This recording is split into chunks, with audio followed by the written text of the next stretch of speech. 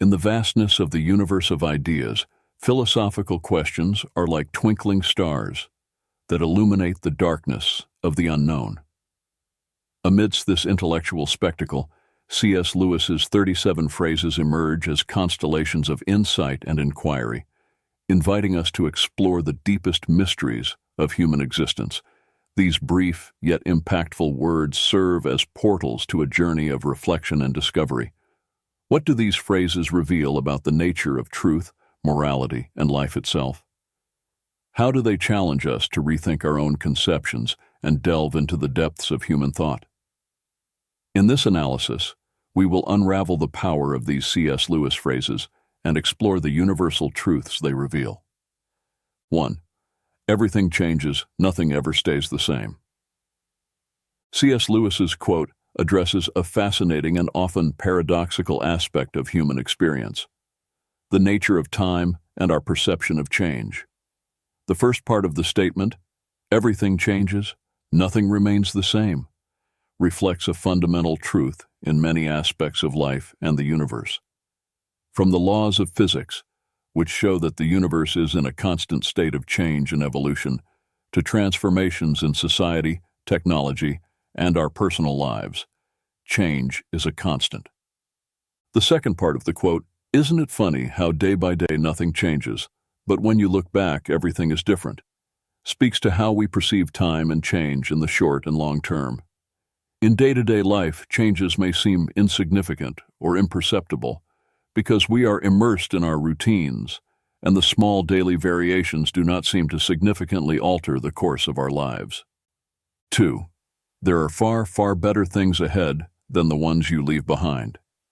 This phrase by C.S. Lewis is an invitation to optimism and hope, encouraging us to look to the future with a positive perspective.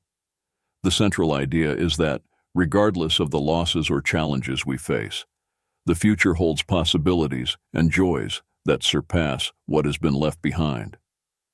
This thought can be particularly comforting in times of transition or loss, reminding us that closing one chapter in our lives makes room for the beginning of another, potentially more rewarding and enriching one.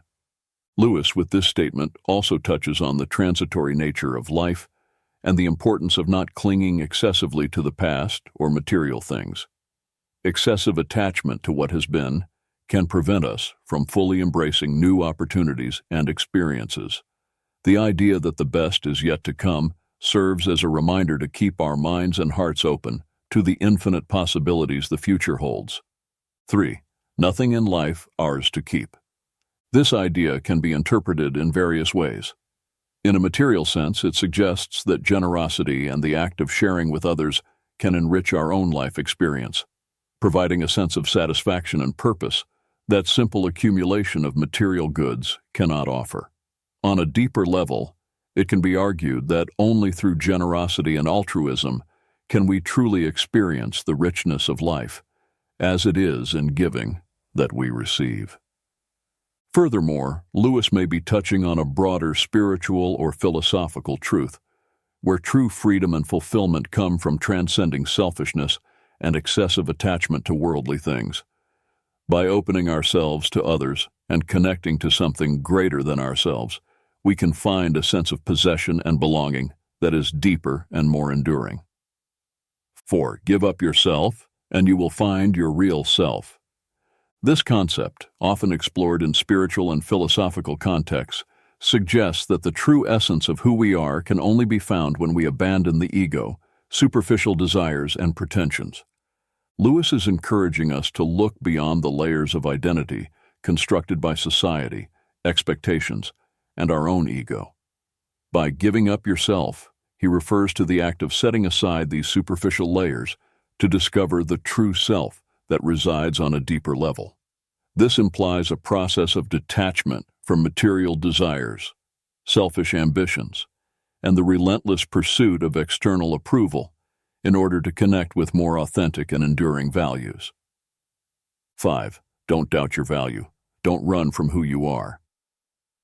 Lewis suggests that our existence and essence have immense value simply because we are divine creations, regardless of how we compare ourselves to others or the ideals we may hold. This perspective invites us to recognize and value our own uniqueness and the unique contribution we can offer to the world. Furthermore, by stating, "Don't run from who you are," Lewis is encouraging us to confront and embrace our true nature, with all its imperfections and beauties. He suggests that authenticity and self-acceptance are essential for living a full and meaningful life. This acceptance is not just about recognizing our qualities, but also embracing our flaws and limitations, understanding that they are part of what makes us unique. 6. If you find in yourself desires which nothing in this world can satisfy, the only logical explanation is that you were made for another world. Lewis addresses the sensation, often experienced by many, that there is a kind of emptiness or longing within us that worldly joys and satisfactions cannot completely fill. This perception can lead to the conclusion that such insatiable desires point to a reality or existence beyond what is known and experienced in this physical world. The idea that we were made for another world suggests that human existence has a purpose and a meaning that extend beyond everyday life and earthly experiences. This view is rooted in many spiritual and religious traditions, which see life on earth as a journey or preparation for a higher or spiritual reality. 7. You don't have a soul. You are a soul. You have a body. Lewis is challenging the common perception that often prioritizes the physical and material, redefining human identity in a way that places the soul, or the spiritual essence, at the center. By stating that you are a soul, Lewis highlights the primacy and eternal importance of the soul compared to the physical body, which is temporary and transient. This view echoes many religious and philosophical traditions that see the body as a temporary vessel for the soul, which is the true essence of being. The idea that each of you will still be alive after the dissolution of the physical universe speaks to the belief in the continuity of the soul's existence beyond physical death. Lewis suggests that the true essence of who we are transcends the limitations of time and physical space, pointing to a spiritual reality that is eternal and unchanging. 8. Don't shine so others can see you. Shine so that, through you, others can see God. This idea is deeply rooted in the Christian notion of testimony, where an individual's life is seen as a mirror or a beacon that reflects God's light to the world. Instead of seeking personal glory, Lewis suggests that we should aspire to live in such a way that our actions, words, and even our presence allow others to glimpse divinity, goodness, and truth that transcend our individual existence. This perspective shifts the focus from the self to the other and ultimately to the divine, promoting a way of living that is marked by generosity, service, and authenticity. By shining not for our own enhancement, but to illuminate the path to God, we are called to an existence that values humility and altruism, recognizing that our greatest contribution may be to facilitate others in finding their own connection to the sacred. 9. Hardships often prepare ordinary people for an extraordinary destiny. Lewis suggests that challenges and adversities are not mere meaningless obstacles, but rather instruments of growth and preparation. Difficulties have the potential to transform us, shaping our character and refining our virtues in ways that prosperity and ease simply cannot. This process of growth through adversity is often what prepares us to take on larger roles and responsibilities, leading us to destinies that far surpass our initial circumstances. By mentioning that God allows these experiences of low points, Lewis is touching on the notion that there is a divine order and purpose behind life's events, even those that seem negative at first glance.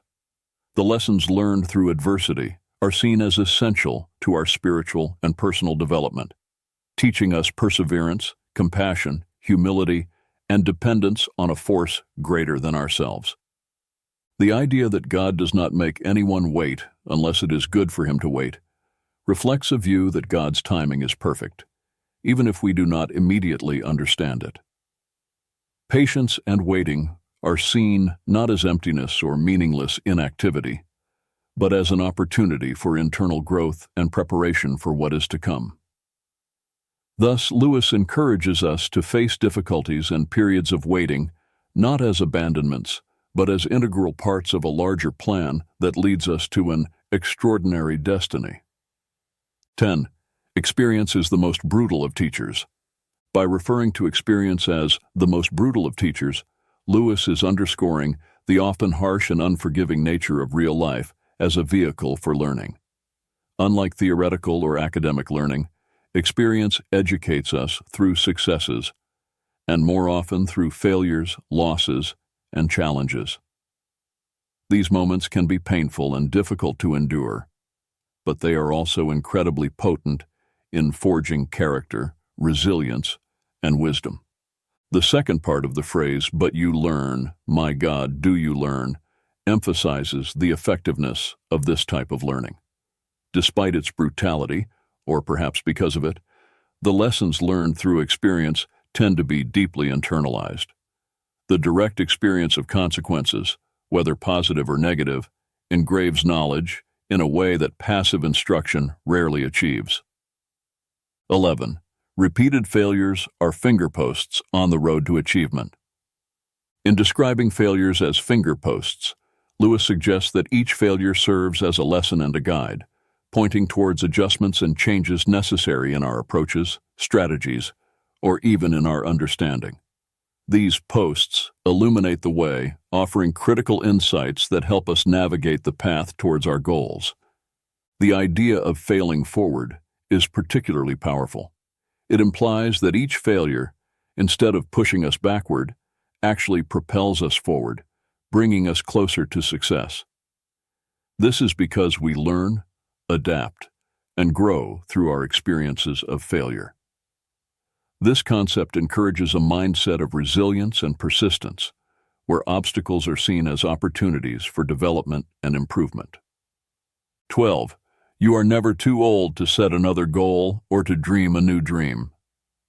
Lewis challenges the notion that age is a barrier to aspirations, goals, and dreams. He emphasizes the infinite capacity of the human being to reinvent oneself and pursue new directions, regardless of where one stands in their life journey. This idea is an invitation to reject self-imposed limitations and social expectations that often accompany aging. Instead of viewing old age as a time to slow down or give up on new endeavors, Lewis suggests that there is always room for new beginnings and possibilities. This can be particularly inspiring for those who may feel they have missed opportunities or that it is too late to pursue passions or interests that have been set aside. Essentially, Lewis reminds us that the ability to dream and aspire knows no age limits. This message serves as an encouragement to continue seeking growth, fulfillment, and joy in all stages of our lives, embracing the ongoing journey of discovery and renewal. 13. Don't let your happiness depend on something you may lose. This brings forth a profound reflection on the nature of happiness and the importance of grounding it in aspects of life that are enduring and intrinsic, rather than external and transient. This idea encourages us to reconsider the sources of our joy and satisfaction, warning against basing our happiness on elements that are outside of our control and can easily be altered or lost, such as material possessions, social status, or even specific relationships. By highlighting the volatility of many of the things we value, Lewis suggests the pursuit of a more authentic and resilient happiness, one that is not shaken by the inevitable changes and challenges of life. This may involve cultivating internal virtues such as peace of mind, gratitude, self-love, and spirituality, which are less susceptible to external circumstances. 14. This world is a great sculptor's shop. It is a rich metaphor reflecting on the process of personal growth and transformation within the context of human existence. Comparing the world to a sculptor's workshop, Lewis suggests that life experiences, with their challenges and opportunities, act as the tools and techniques used by a sculptor to shape and define their creations. In this analogy, we humans are like unfinished statues, constantly being formed and refined by the hands of the sculptor, a metaphor for life's forces, circumstances, interactions with other people, and possibly a divine influence or destiny. Each experience carves our character, molds our values, and affects our life trajectory, contributing to the ongoing process of becoming who we are meant to be. The rumor that some statues will come to life can be interpreted as an allusion to the idea of reaching a state of awakening or spiritual enlightenment, where one becomes fully aware of their purpose, their essential nature, and their connection to something greater than themselves. This can also be seen as a moment of personal fulfillment, where a person transcends previous limitations and emerges more alive, authentic, and fully realized. 15. We are mirrors whose brightness, if we are bright, is wholly derived from the sun that shines upon us. Comparing ourselves to mirrors suggests that our value and brightness are not inherent, but reflected from a larger external source, in this case, symbolized by the sun. This source can be interpreted in various ways, including love, truth, beauty, or in a spiritual context, the divine. The idea that our brightness is wholly derived from this external source reminds us of our dependence and connection to something beyond ourselves to find meaning, purpose, and light in our lives. The second part of Lewis's reflection about the importance of keeping the self clean and bright to have a clear view of God reinforces the idea that our ability to perceive and reflect truth and beauty is affected by the state of our inner being. Just as the view of the moon can be obscured by a dirty telescope, our perception of the divine or the deeper meaning of life can be clouded by our faults, biases, or spiritual neglect. 16. There are two kinds of people, those who say to God, "Thy will be done," and those to whom God says in the end, "Thy will be done." Lewis delineates a fundamental division between those who choose to submit to divine will and those who insist on following their own path, regardless of divine guidance. By saying, "Thy will be done," an individual expresses a willingness to align with God's purposes and plans, placing God's wisdom and authority above their own preferences and desires. This voluntary submission is seen as an act of faith and trust in God's goodness and sovereignty. On the other hand, when God says, "Thy will be done" to an individual, Lewis suggests that God grants that person the freedom to choose their own path, even if that path leads to separation from God. This is an expression of divine justice and respect for human freedom, allowing the natural consequences of a person's choices to unfold. 17. C.S. Lewis's reflection. I have no duty to be anyone's friend, and no man in the world has a duty to be mine. No claims, no shadow of necessity. Friendship is unnecessary, like philosophy, like art, like the universe itself, for God did not need to create. It has no survival value. Rather, it is one of those things which give value to survival, addresses the nature and value of friendship in a deeply contemplative manner. Lewis is highlighting that friendship, unlike basic needs such as food and shelter, is not essential for our physical survival. However, he argues that it is precisely this unnecessariness that elevates friendship, philosophy, art, and the universe to something that transcends mere functionality or utility. Friendship is valued not for its usefulness, but for its ability to enrich the human experience, adding a layer of meaning, joy, and depth to life that goes beyond mere survival. By stating that there is no duty in friendship, Lewis also suggests that true relationships should not be based on obligations or expectations, but rather on a free and mutual choice to share life, thoughts, and moments. This underscores authenticity and voluntariness as essential aspects of meaningful friendships. The comparison with God's creation of the universe serves to illustrate the idea that the intrinsic value of something may lie in its beauty, complexity, and ability to inspire, rather than in its functional necessity. Thus, Lewis leads us to appreciate friendship and, by extension, art, philosophy, and the universe as gifts that enrich our existence, making life not only bearable, but deeply valuable. 18.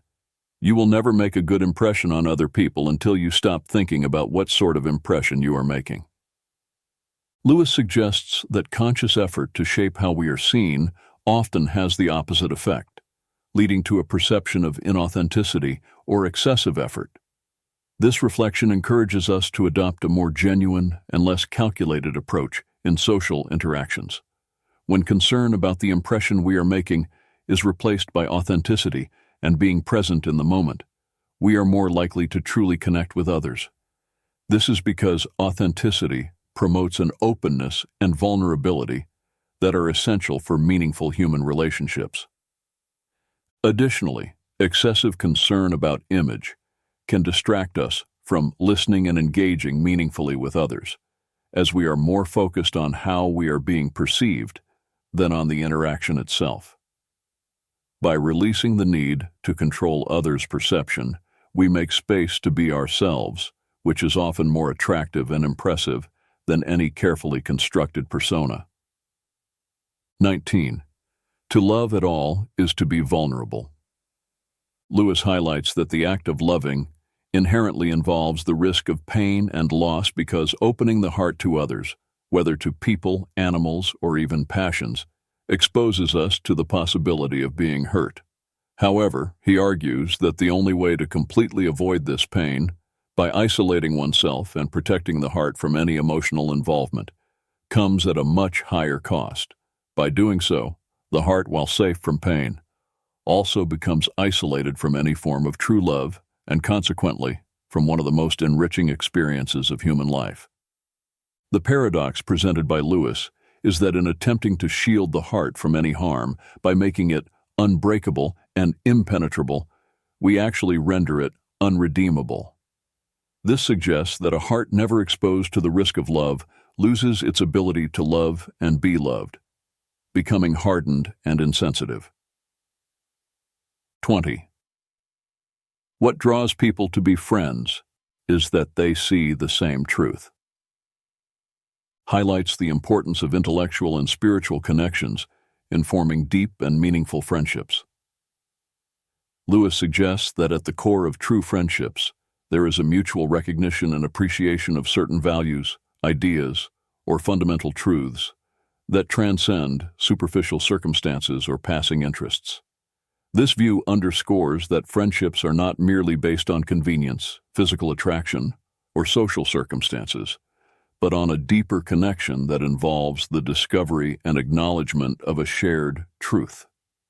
This truth can refer to a common understanding of life, moral principles, a shared passion for certain subjects, or even a similar worldview. The act of sharing this truth implies not only recognizing it, but also experiencing and exploring it together, which can provide a solid foundation for the development of a lasting friendship. Friendships rooted in this kind of mutual understanding tend to be more resilient and enriching, as they are based on the mutual appreciation of aspects of being that are considered significant and valuable.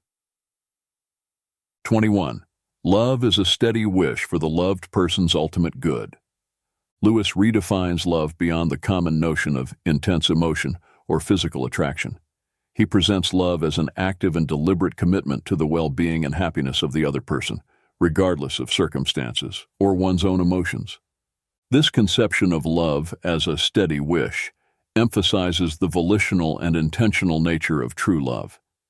It is not seen as something passive or merely sentimental, but as a continuous choice to prioritize the good of the loved one. This implies a commitment to actions and decisions that promote the well-being and fulfillment of that person, even if it requires sacrifice or selflessness. By qualifying the supreme good so far as it can be attained, Lewis also acknowledges the reality of human limitations and life circumstances. He suggests that while love aspires to the ideal of the highest good for the loved one must act within practical possibilities and the limitations of the real world. 22. Do not waste time bothering whether you love your neighbor. Act as if you did, and you will.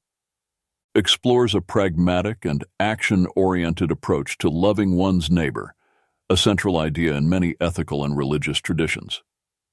Lewis suggests that instead of being paralyzed by internal analysis of our feelings or doubt about our ability to love others, we should simply start acting as if we love them. This principle reflects the idea that love can be both an action and a feeling, and that by choosing to act lovingly, regardless of our momentary feelings, we can cultivate genuine feelings of love over time. 23. No man knows how bad he is till he has tried very hard to be good. Addresses the complexity of human nature and the discovery of personal character through the effort to live according to high ethical or moral standards. Lewis suggests that it is in the process of striving to act rightly and do good that we often come face to face with our own failures, limitations, and negative tendencies. This reflection implies that understanding our own imperfections and the ability to recognize our faults are amplified when we put ourselves to the test, seeking to live virtuously.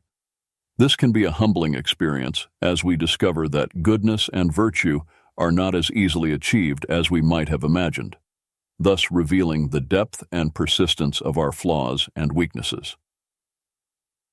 24. In God there is no hunger that needs to be filled, only plenteousness that desires to give, reflects a profound theological view on the nature of God and the relationship between the divine and humanity. Lewis suggests that God, being a being of fullness and perfection, has no needs or lacks. Instead, he is an infinite source of generosity and giving.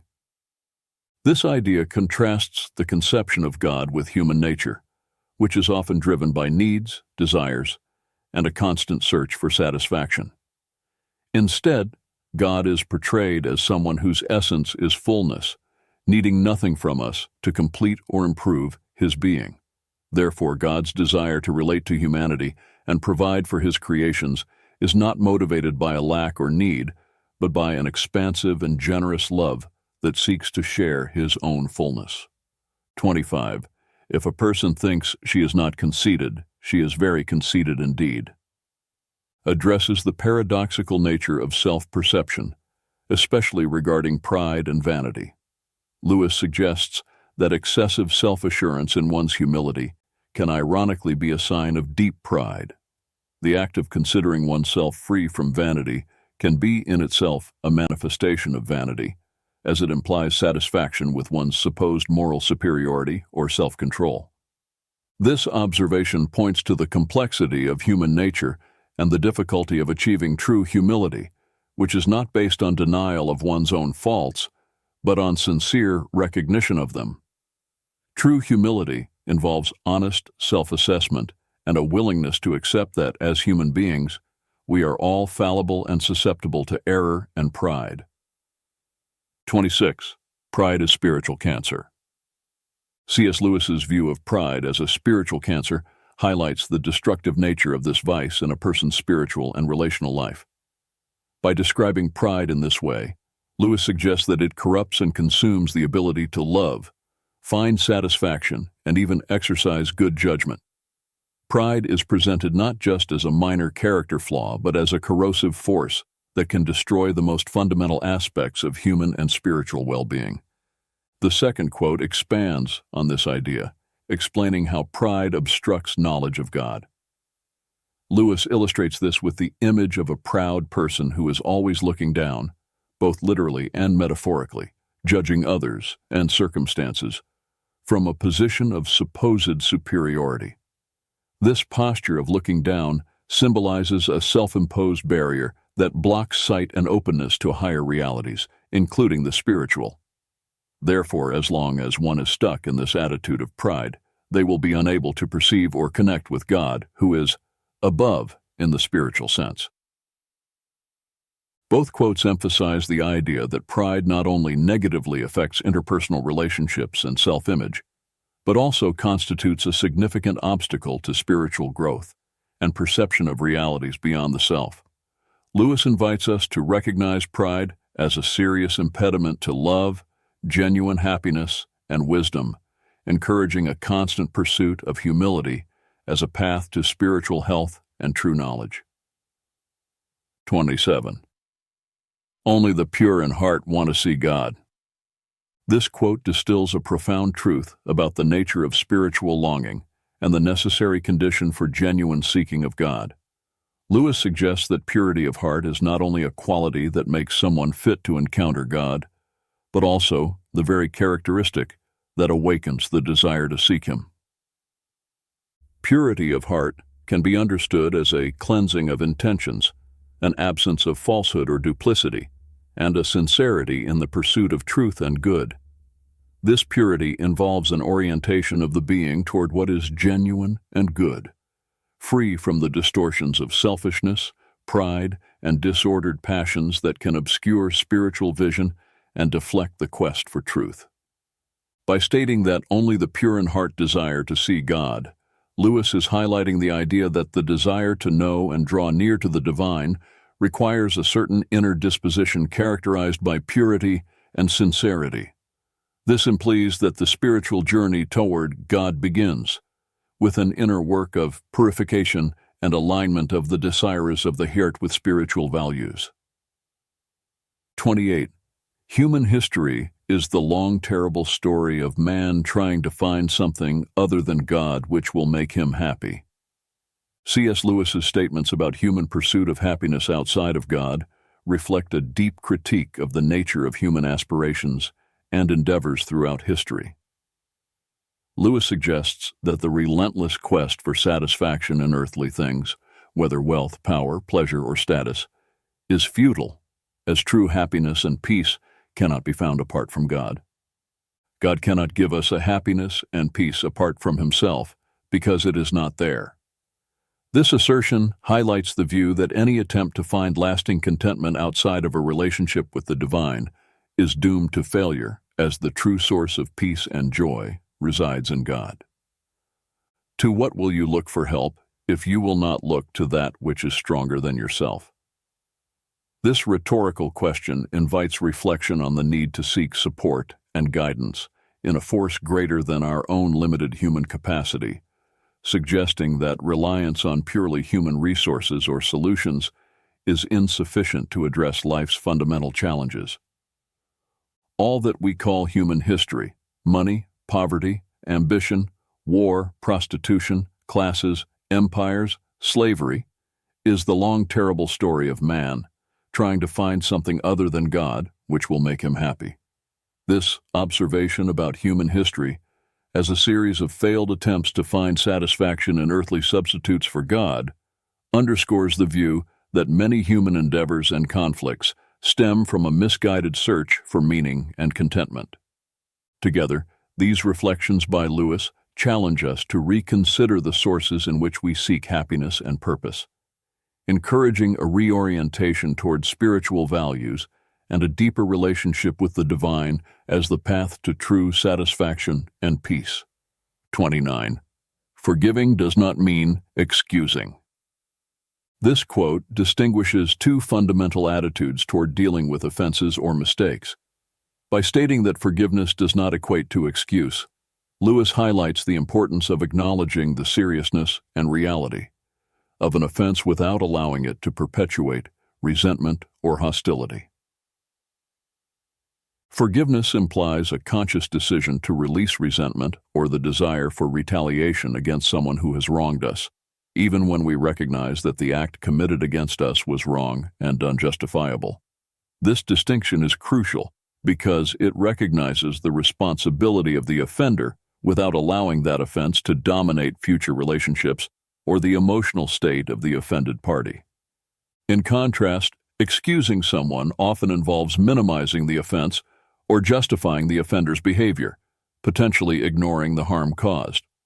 Thus, excusing can inadvertently enable or validate harmful behavior. Lewis suggests that forgiveness is a deeper act that requires considerable moral strength. It involves choosing to respond to wrongdoing with a kind of mercy that does not deny the injustice of the act, but chooses not to define oneself or be consummated by it. This approach to forgiveness allows for healing and reconciliation while maintaining moral integrity by acknowledging the gravity of the wrong.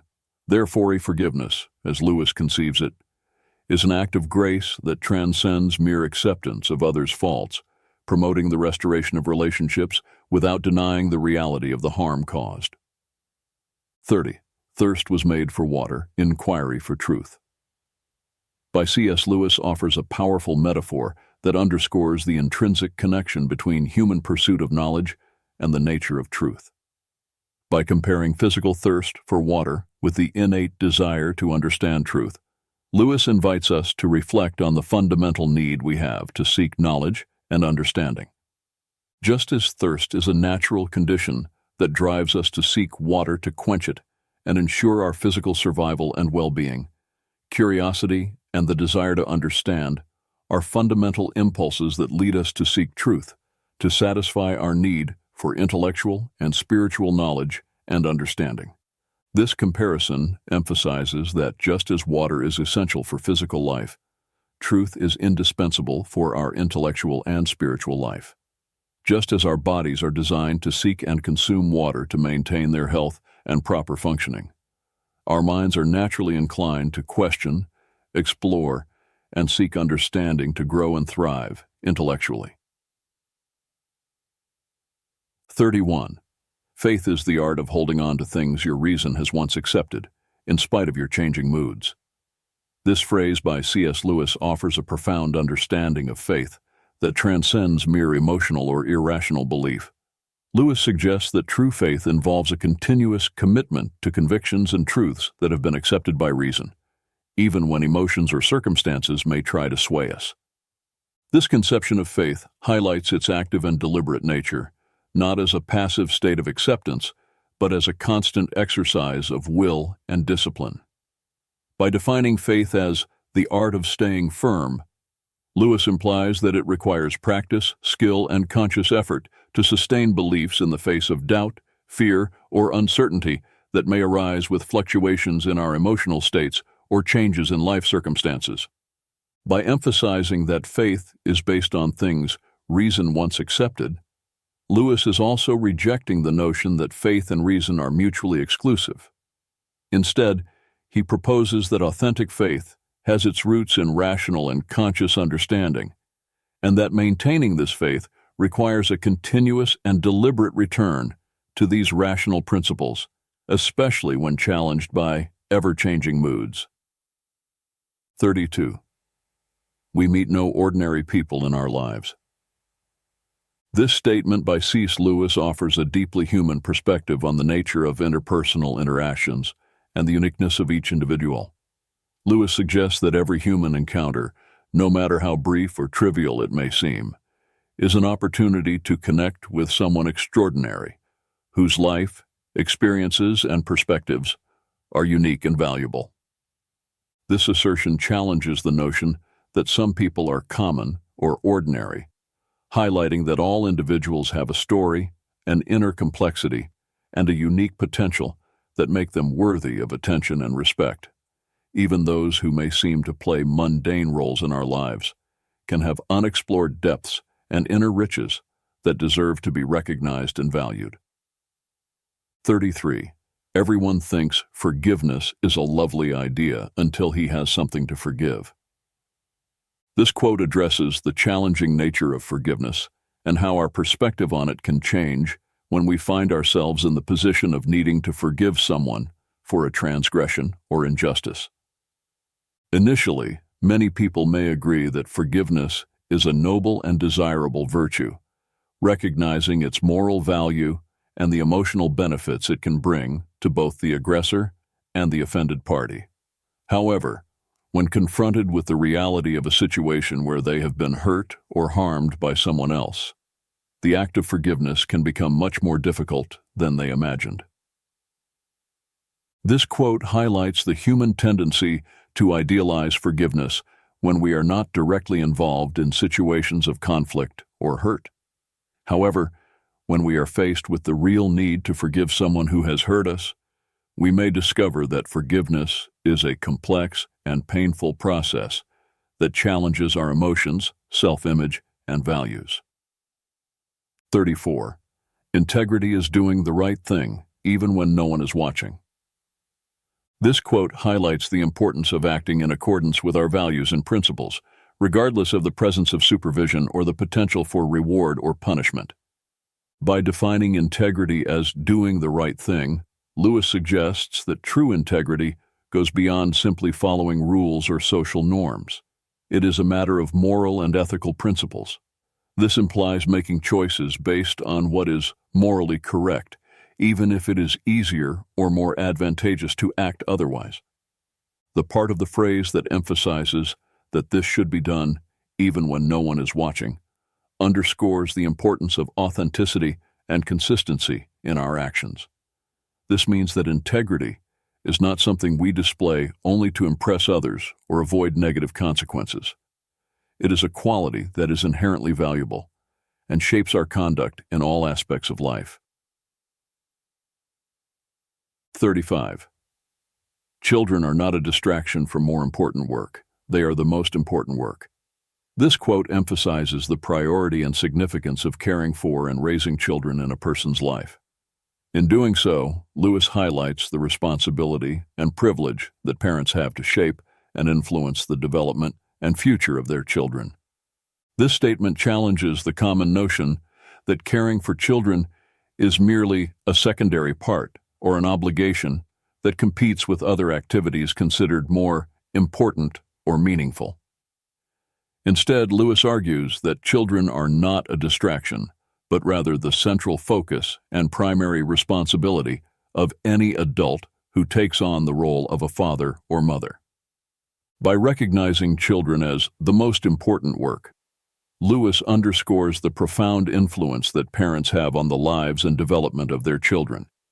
He suggests that parental care extends beyond simply providing material needs.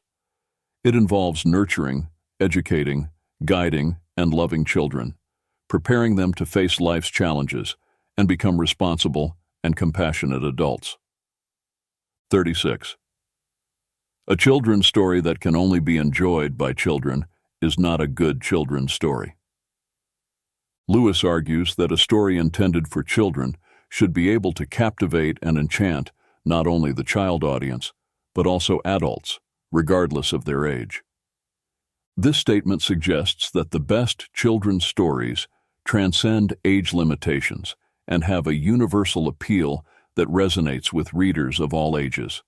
They should contain elements such as imagination, adventure, wisdom, and emotion, which can be appreciated and valued by people of all ages, from the youngest children to the oldest adults. By emphasizing that a good children's story should be able to attract a broader audience, Lewis acknowledges the importance of the power of narrative to educate, inspire, and entertain people of all ages. He suggests that, even as we grow and mature, we never lose our love for the magic of enchanting stories, and that we should continue to seek out that magic throughout our lives. 37. True humility is not thinking less of yourself, it's thinking of yourself less. By stating that true humility is not thinking less of yourself, Lewis highlights that self-esteem and recognizing one's own worth are not incompatible with humility. On the contrary, genuine humility involves a balanced view of oneself, free from arrogance or pride, but also free from self-deprecation or underestimation. The second part of the phrase, "it's thinking of yourself less," points to the essence of true humility. It suggests that genuine humility is characterized by a shift of focus from the ego and one's own needs to the needs and interests of others.